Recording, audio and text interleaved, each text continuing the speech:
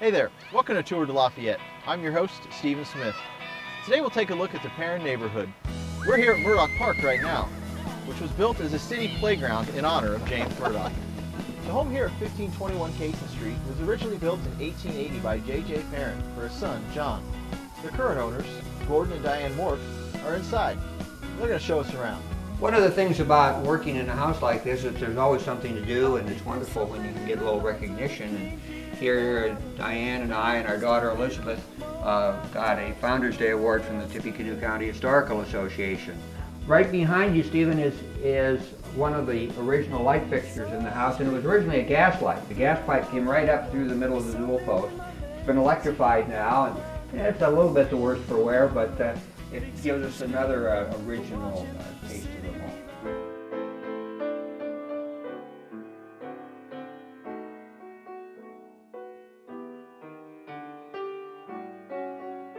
This particular piece of cabinetry over here is a piece which we found in the basement. It was painted battleship gray, and it's an old-fashioned icebox.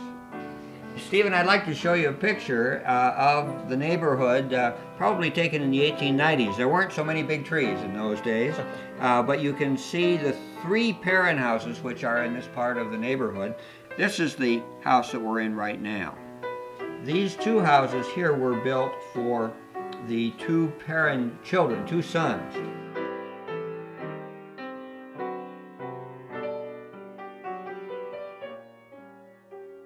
We don't have our dogs with us today, but we do have our parrot. Hello, Zeus. How are you doing there, Zeus? You okay? Bye-bye, Zeus. Bye-bye. We're here at 1526 Caton Street in front of this Victorian home that was built in 1893. The owners, Brian and Michelle Van Horn, are inside waiting for us. Let's go meet them. Hi, I'm Michelle Van Horn. I'm Brian Van Horn. And this is our home, and we're going to take you on a little tour. All the flooring is original in the house except for the kitchen and the upstairs bathroom and the downstairs bath. The flooring in the public areas is smaller, thinner planked oak flooring, higher quality for public spaces. And then when we move through to other parts of the house, you'll notice that the planking gets wider and the wood changes from oak to pine. What I understood, the cabinets came from a cigar store, like before the turn of the century. We really just love the unique patterns and designs on there, and the way they designed that to fit in there is really, really nice. That was something that got us excited when we came into the kitchen. This little area actually would have been like a pass-through to serve food. The owners of this house early on probably had a maid, possibly a live-in maid. We have a back stairwell that goes up stairs to what would have been the maid's quarters, apparently. Yeah, this would be the upstairs shot then of the back stairwell that goes down to the kitchen. Kind of narrow, but we do use that quite a bit. This is where we have any of our overnight guests or folks visiting for the weekend or whatever, staying here. Well, that's the tour of our house. Can't believe we've been here 12 years. And like any old home, our projects are never done. We've got something else on the list already. Yeah, there's always more and more projects to do, but it's been a lot of fun. Been a lot of fun. Yeah. You guys have a beautiful home, Brian. Michelle, thanks so much for showing us. Thank you so much. Yeah, enjoyed the company. Thank you.